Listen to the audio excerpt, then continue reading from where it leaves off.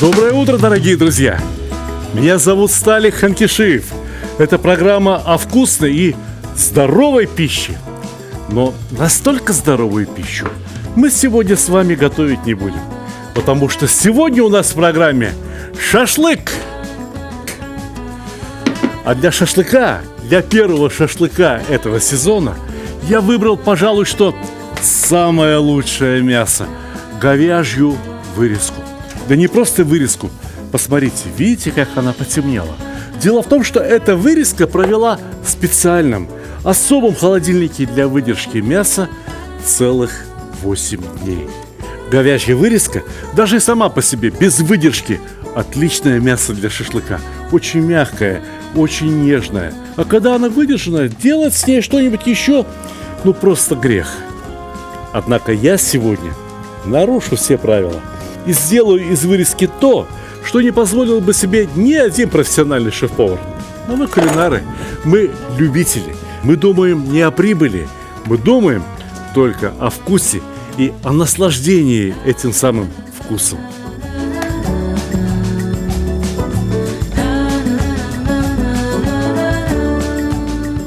Подсохшую верхнюю пленку мяса я срезаю на бульон. В бульоне она поведет себя отлично, а вот в шашлыке она мне ни к чему.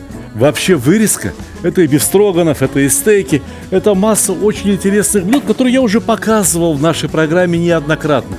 Если вы пропустили, то вам прямой путь через вот этот QR-код, да в мои социальные сети.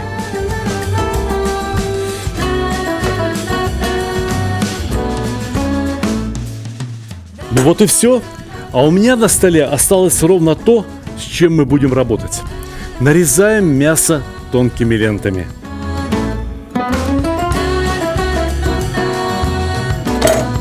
Вот раз полоса мяса, вот вторая.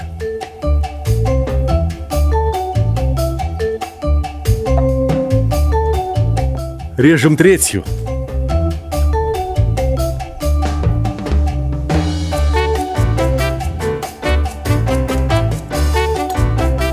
Пожалуй, что и достаточно. Но прежде чем работать с этим мясом дальше, его следует отбить. Однако отбиваю я мясо вовсе не для того, чтобы сделать его еще мягче. Это вырезка куда еще мягче. Мне необходимо получить куски мяса еще длиннее, еще шире и еще тоньше.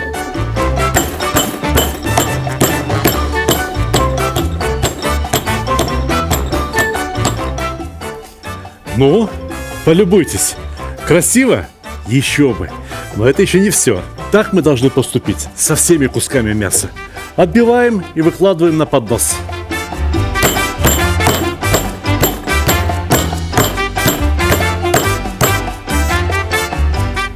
Весь поднос заполнился мясом, а оставшиеся места заполняю заплатками. Вот так. Красиво? Но это еще не все. Во-первых, соль. Мясо без соли вкусным быть не может. Солим мясо. Сверху соли немного перца, а также приправы, самые обычные. Зира и кориандр. Это шашлык вкусный, но вкусный он не из-за специй, а вкусным и нежным он получается из-за особого состояния мяса и из-за правильной жирности этого самого мяса. Но мясо выглядит довольно постным. Жир у этого бычка был, вот он, отличный. Но все-таки это достаточно тугоплавкий жир, который, если и будет готов, то только после того, как мясо уже пересохнет. У меня есть другое решение. Полюбуйтесь, вот как оно выглядит. А называется это запчасть от бараньей туши. Сетка, либо сальник, а по-французски говорят крепин. Этой сеточкой перекладываем все мясо. Да, разумеется, это жир, но жира здесь совсем немного, и он очень тоненький. Французские повара используют его в качестве упаковки. Вот надо что-нибудь обернуть в жир. Пожалуйста, есть сеточка. У свиньи, у барана она достаточно тонкая. У говядины, к сожалению, она грубовата, слишком толстая. Эта сеточка, судя по всему, от совсем молоденького ягненка. Он еще и жир-то нагулять не успел, но тем не менее, нам именно такая и сгодится. Потому что настоящий жир я имею в виду курдючное сало, мы добавим отдельно.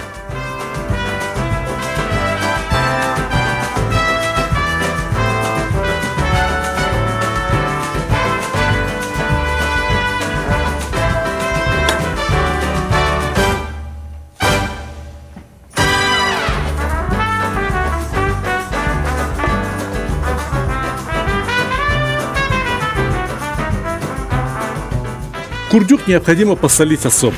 Вы же знаете, что самое вкусное сало – то, что правильно посолено.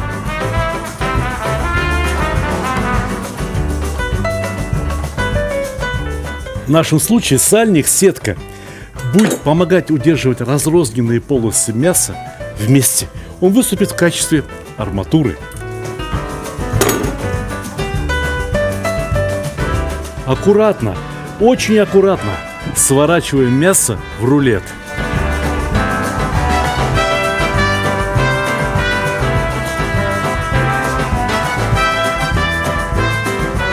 Рулет сверху я бы тоже посолил.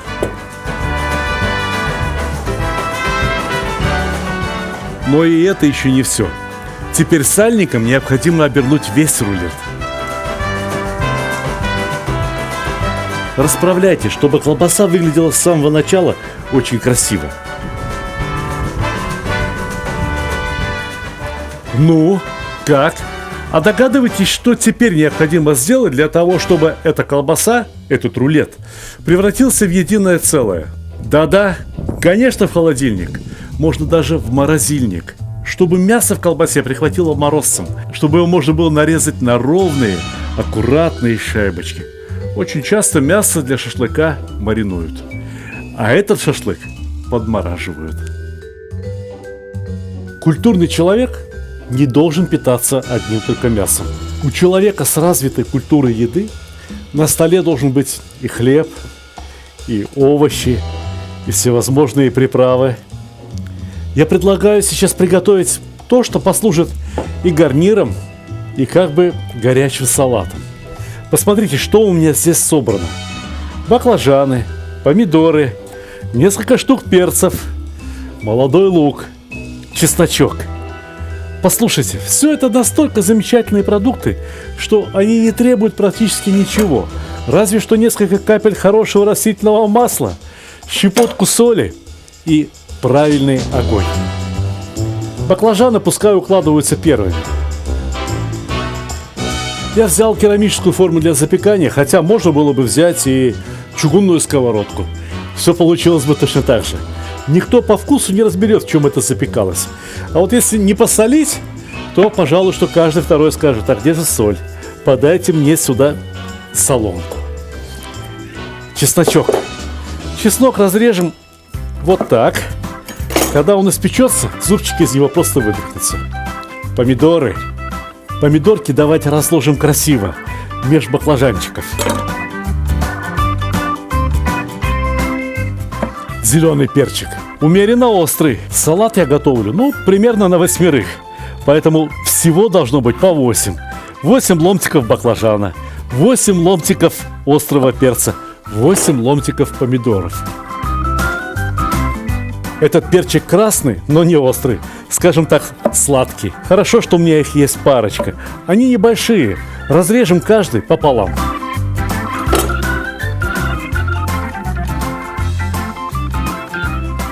Ну, а эту красоту уж чисто для светофора.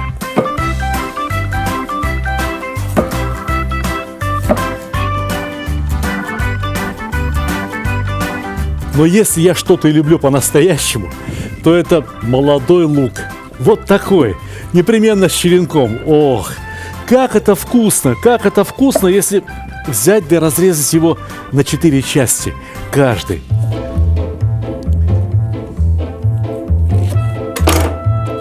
И внутрь каждой луковицы непременно соль. И чуть-чуть потереть. И пусть лежит вот здесь. Здесь ему самое место. Чем это можно украсить? Разве что еще одной капелькой масла. Понемножку, по чуть-чуть. Дело в том, что ароматы, как и краски, передаются именно через масло. Это все получится очень вкусно, если это блюдо поставить буквально на 15 минут в печку. И ровно через 15 минут будь готов. Не верите? Проверяйте.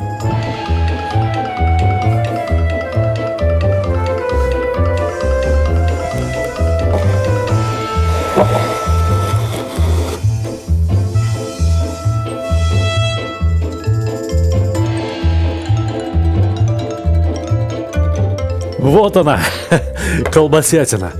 Еще раз смотрите. Не замерзла, но стала достаточно твердой.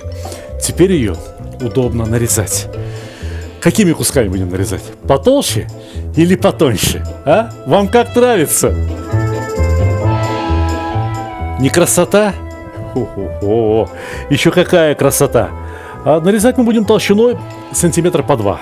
Видали, да? Сколько там жира? А жира-то практически и нет. Так, ниточки, прожилки.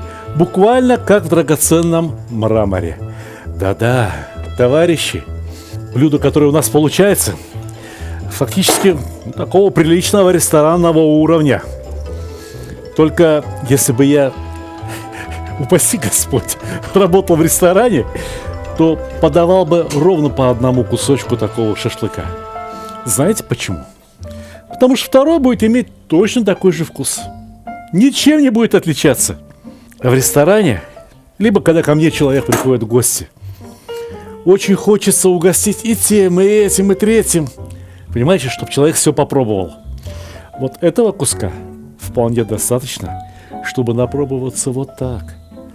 Вот я такой человек. Я один такой кусочек мяса съем, немножко овощей, кусочек хлеба, и я уже сыт. Ребята, еда – это наслаждение. Ребята, еда – это необходимость. Товарищи, еда – это еще и искусство. Но еда – это не спорт. То есть обжорство не является достоинством. Наивысшее из благодетелей – это умеренность. Умеренность во всем. Начинаем нанизывать шашлык на шампуры.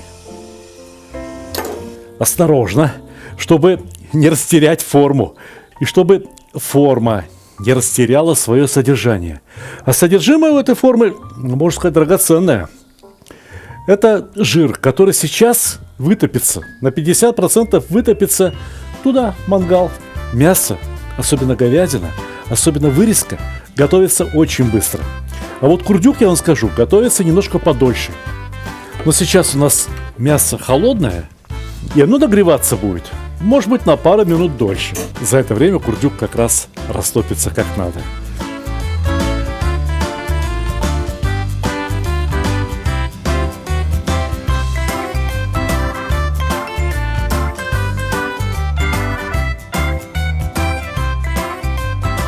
Ну как? Красиво? А расчет какой? Смотрите, ведь я не считал, а вышло ровно 4 шампура по 4 московских кольца. Да, именно так называется этот мой шашлык, который я описал еще в первой книге, которая в свою очередь называется «Казан-мангал и другие мужские удовольствия». Ну что, пойдемте к мангалу получать удовольствие. Вот этого угля вполне достаточно. О, здесь столько угля, можно было бы приготовить в 3 раза больше шашлыка. Потому что угля много слишком не надо. Только уголь, прежде чем ставить на него шашлык, хорошо бы разбить, так чтобы угольки у нас были размером с грецкий орех. Этого достаточно. Только если уголь где-то не горит, обмахните, чтобы разгорелся. А потом необходимо подождать, чтобы уголь подернулся пеплом, как бы посидел. Я разложил уголь по периметру мангала, потому что мангал у меня особый, он очень энергоэффективный. Это термос, он не теряет тепло даром, все тепло направляется вверх. И я раскладываю так, чтобы жир из курдюка, если и капал, то ни в коем случае не в уголь, а промеж угля. Так он не вспыхнет. А то некоторые устроят пожар в мангале, а потом начинают тушить солью, водой, не знаю чем, огнетушителем. Сыпать соль на мангал примерно то же самое, что посыпать песком. Да? Песок тушит любое открытое пламя. Точно так же тушит огонь соль. Ровно по этим причинам. Соль не горючий материал. Тушите песком, уж если загорелось, либо просто-напросто взяли и убрали шашлык там, где у вас нет угля. Поставить минутку, здесь все потухнет, жир сгорит и продолжай готовить. Ничего страшного.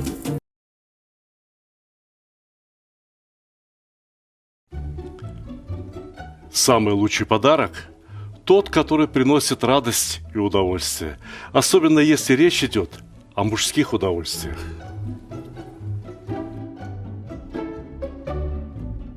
Самый лучший подарок – тот, который приносит пользу. Например, кому не хотелось бы наконец-то разобраться в приготовлении мяса? Самый лучший подарок – это то, что принесет хорошее настроение в погожий, солнечный день.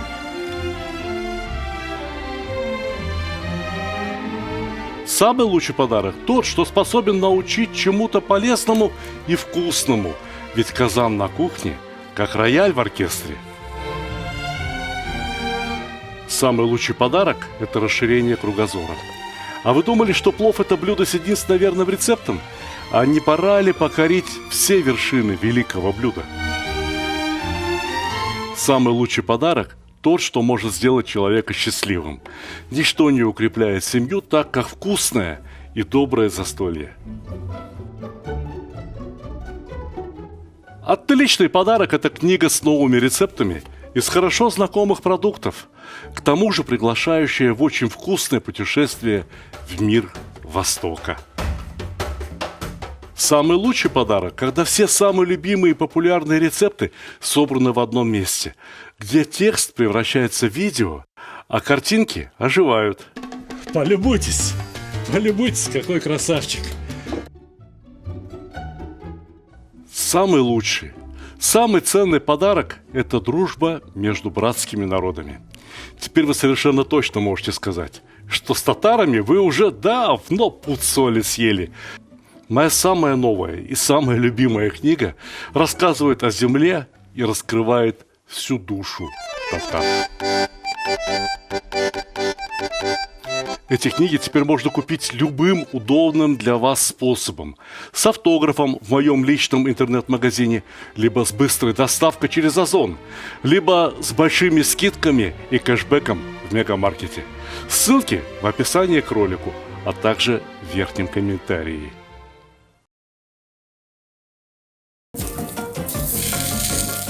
Когда переворачиваешь шашлык? Ровно тогда, когда зашкварчало. Зашкварчало мясо, значит, из него пошел сок. Посмотрите, переворачиваю, и все ровно так, как надо.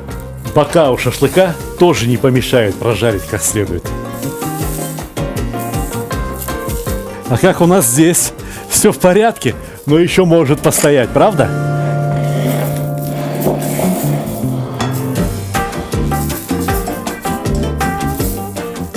Иногда так получается, где-то жарит сильнее, где-то слабее. Ничего страшного, взяли и поменяли местами, время от времени.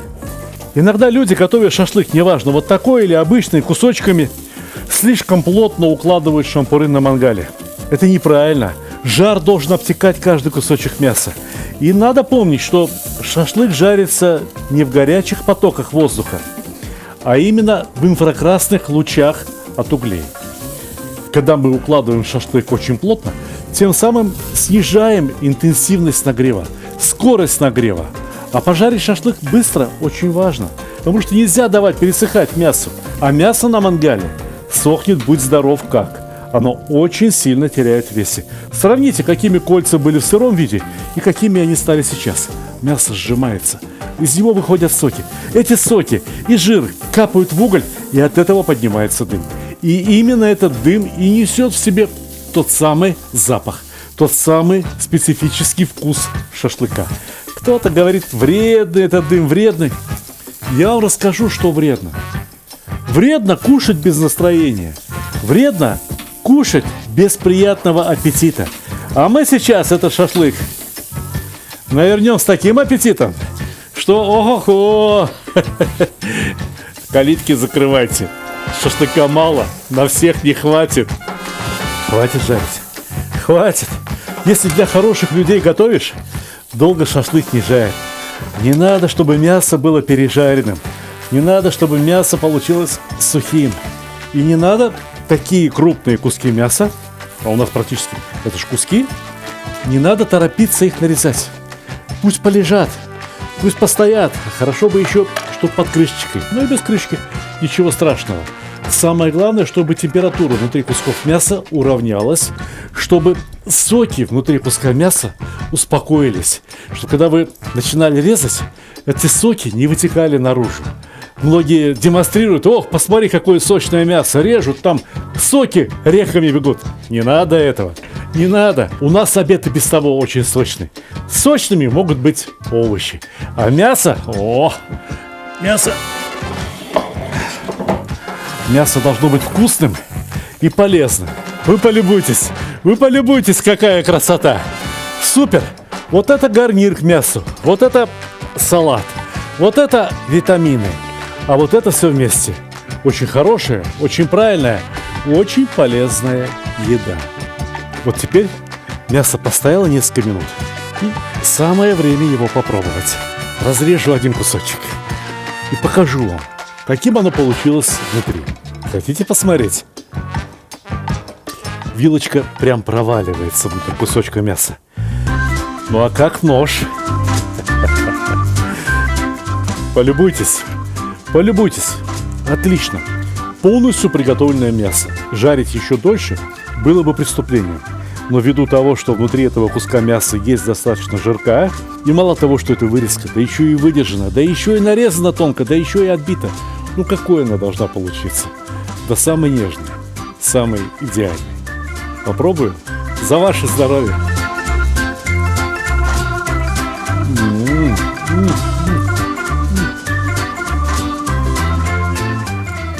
Все, останавливаем съемку. Все, прекращаем. И каждый мужчина бегом на рынок и готовим шашлык по рецепту Сталика Хантишиева, который называется «Московское кольцо».